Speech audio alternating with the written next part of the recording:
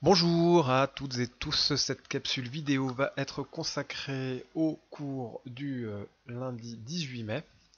Dans le cadre de cette séquence, nous allons corriger les deux exercices que vous aviez à traiter pour aujourd'hui. Deux exercices issus de Labo Lycée, donc les deux étaient des annales. Donc les corrections sont également issues de Labo Lycée. Donc premier exercice, la synthèse de l'ibuprofène.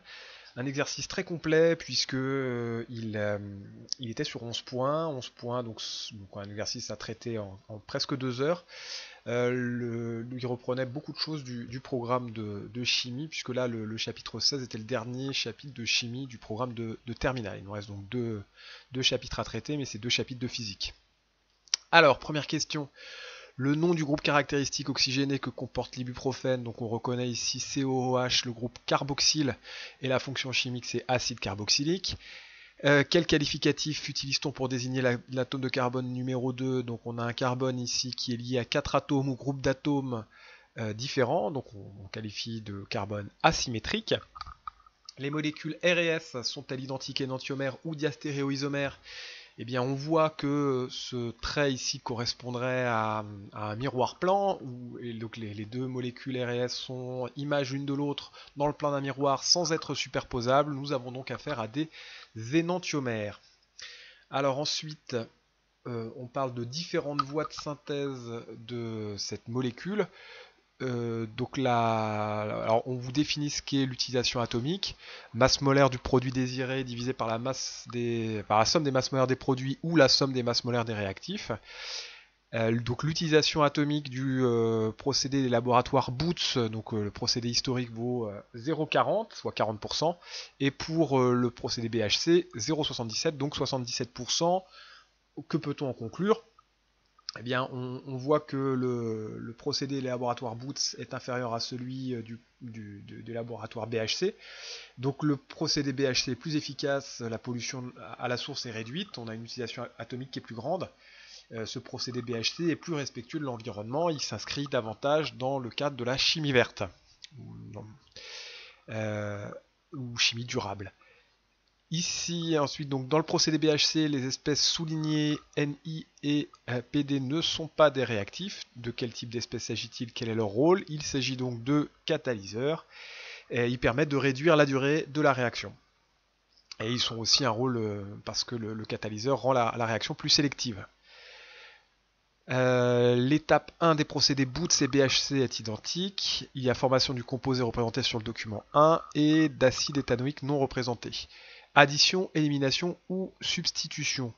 Donc là, on voit qu'on a affaire à une substitution. On a l'atome ici H qui va être substitué ou remplacé par COCH3.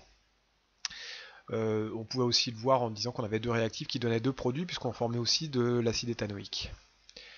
Pour l'étape 5 du procédé Boots, donc document 2, étape 5.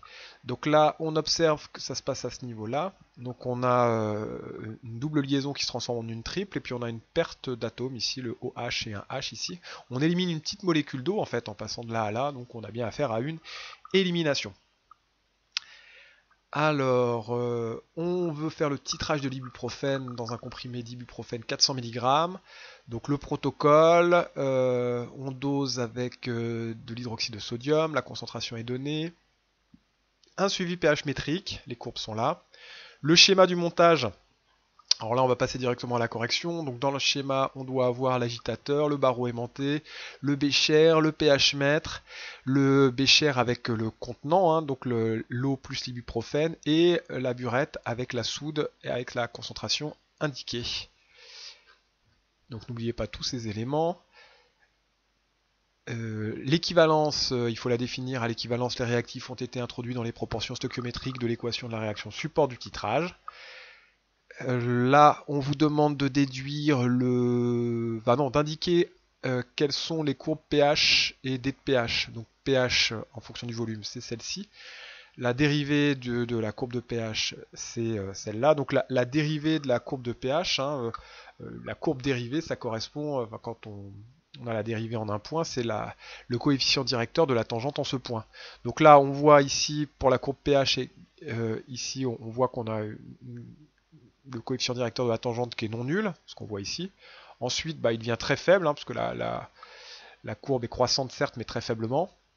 Là par contre, on a un coefficient directeur très grand, puisque la courbe est quasi verticale. Donc ce qu'on voit ici, une augmentation très nette de la dérivée.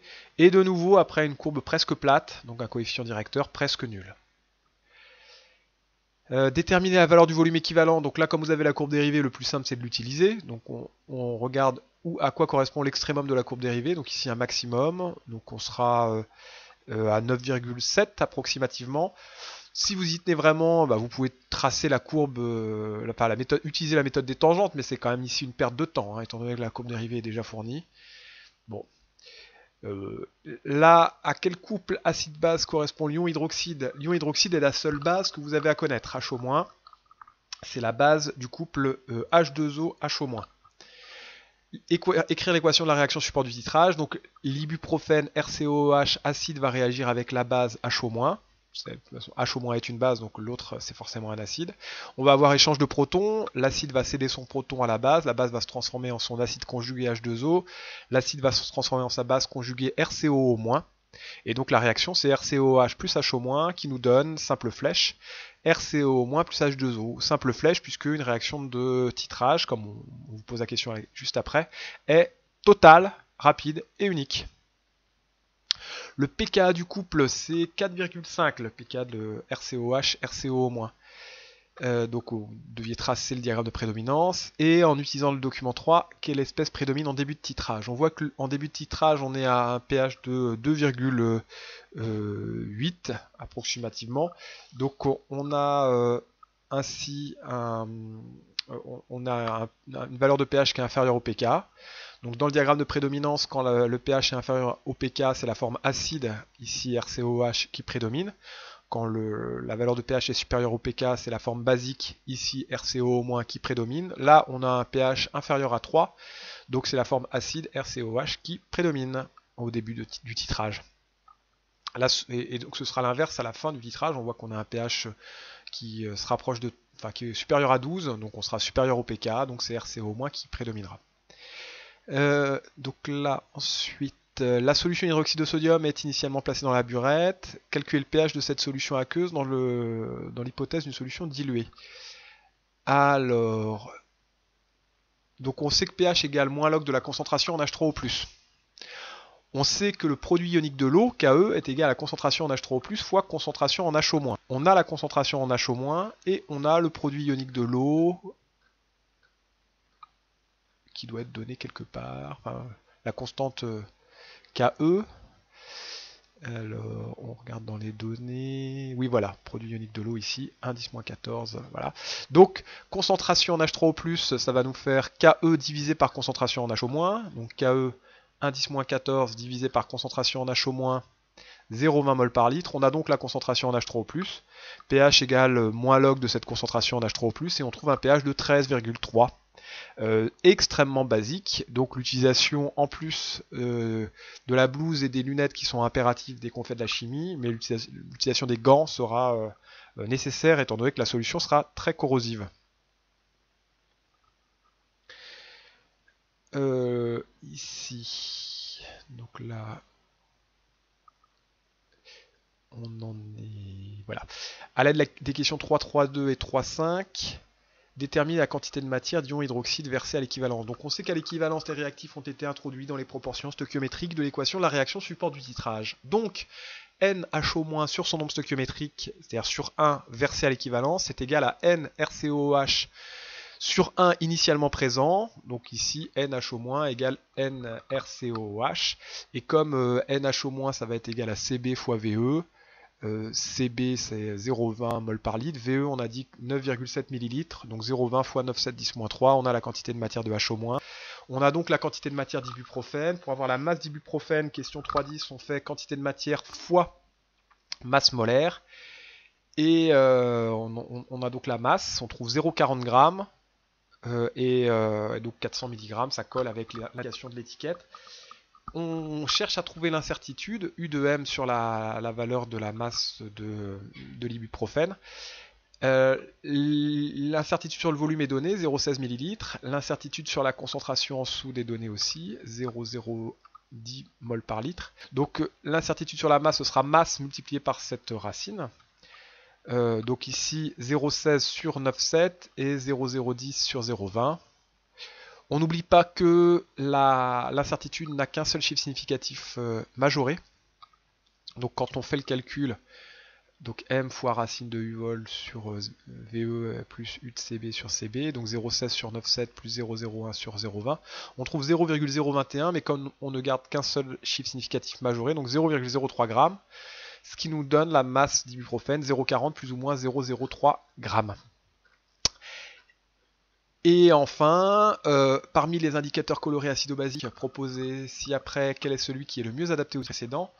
Alors, le pH à l'équivalent doit être inclus dans la zone de virage de l'indicateur. Le pH à l'équivalence ici, donc là on est par contre obligé de faire peut-être la méthode des tangentes, encore que en remontant ici on doit pouvoir, ouais, on se retrouvera à peu près là. Sinon vous faites la méthode des tangentes, je rappelle, une tangente après l'équivalence, une tangente parallèle à la première avant l'équivalence, une deuxième droite équidistante des deux autres et parallèle aux deux autres qui coupe cette courbe de pH en un point, et bien ce point c'est l'équivalence.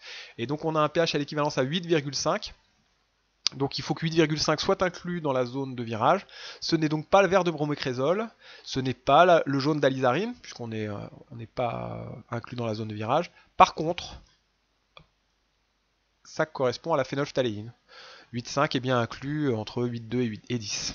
Et donc, comme on va passer d'un pH acide à un pH basique, eh bien, on va passer de l'incolore au rose. On repérera l'équivalence par le virage de la teinte de la solution de l'incolore au rose. Donc vous avez le corrigé, vous avez en plus le barème, ce qui vous indique combien de temps vous pouviez passer sur chaque question. Exercice 2. Alors exercice un peu plus court. Qui permettait de parler de la valorisation du dioxyde de carbone. Donc cet exercice était sur 5 points, donc à traiter en 50 minutes. Donc là, on vous explique que pour rejeter les eaux usées dans les canalisations, il faut que le pH soit compris entre 6,5 et 8,5.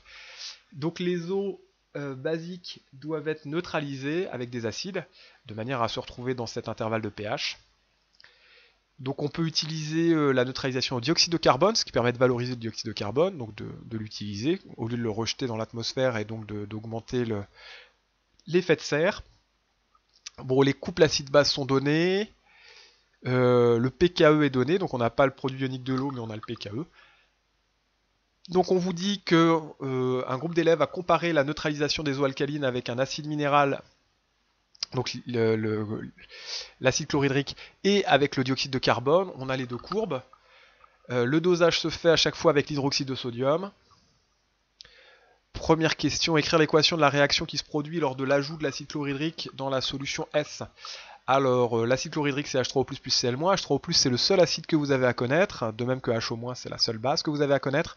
Donc H3O+, plus HO- va nous donner 2H2O, puisque H3O+, acide, va céder son proton H+, à HO-, H3O+, se transforme donc en H2O, et HO- en captant le proton cédé par H3O+, se transforme en H2O. Dans le cas de la neutralisation par le dioxyde de carbone, quelle est l'espèce carbonatée qui prédomine à l'équivalence du titrage? Donc qui dit prédomine, dit diagramme de prédominance. Donc là, il faut tracer ce diagramme de prédominance. Alors la particularité des espèces carbonatées, c'est qu'on n'a pas un diagramme de prédominance avec juste un pK, puisque HCO3- est un amphotère, c'est une espèce amphotère. C'est une espèce amphotère ou un ampholyte.